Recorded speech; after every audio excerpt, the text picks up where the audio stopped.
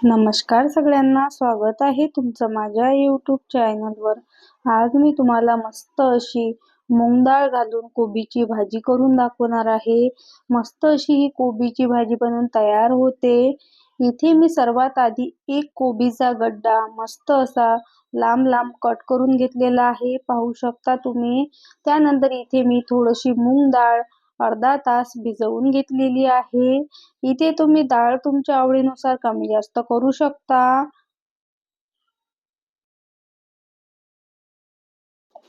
त्यानंतर इथे मी कुकरमध्ये थोडंसं तेल गरम करून घेतलेलं आहे. तेलामध्ये अर्धा चमचा मोहरी घालून घ्यायची आहे.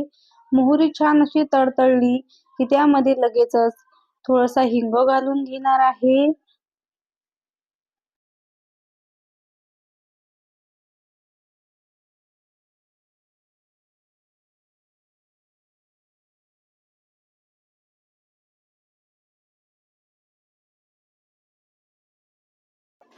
थोडेसे जिरे घालून घ्यायचे आहे. जिरे इथे आपले छान असे फुलले की लगेचच त्यामध्ये कट करून घेतलेला लसूण घालून घ्यायचा आहे. लसूण तुम्ही तुमच्या आवडीने कमी जास्त करू शकता. छान असा खमंग लसणाचा आपल्याला इथे वास आला की लगेचच त्यामध्ये कट करून घेतलेली मिरची घालून घ्यायची आहे. तुम्ही याच ठिकाणी लाल तिखट सुद्धा वापरू शकता. इथे आता आपली लसूण आणि मिरची छान अशी फ्राय झाली की लगेचच त्यामध्ये थोडीशी हळद घालून घेणार आहे आणि भिजवून घेतलेली मूग डाळ घालून घ्यायची आहे.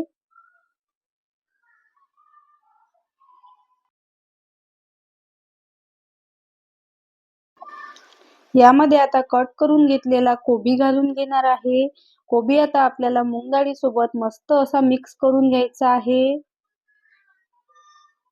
हे आता आपलं छान असं मिक्स झालं की लगेचच त्यामध्ये थोडंसं मीठ घालून घ्यायचं आहे आणि थोडीशी साखर घालून घ्यायची आहे. साखरेमुळे मस्त अशी चव येते. थोडीशी धना पावडर घालून घेणार आहे. छान असं मिक्स करून घ्यायचं आहे. यामध्ये मी अर्धा कप पाणी घालणार आहे.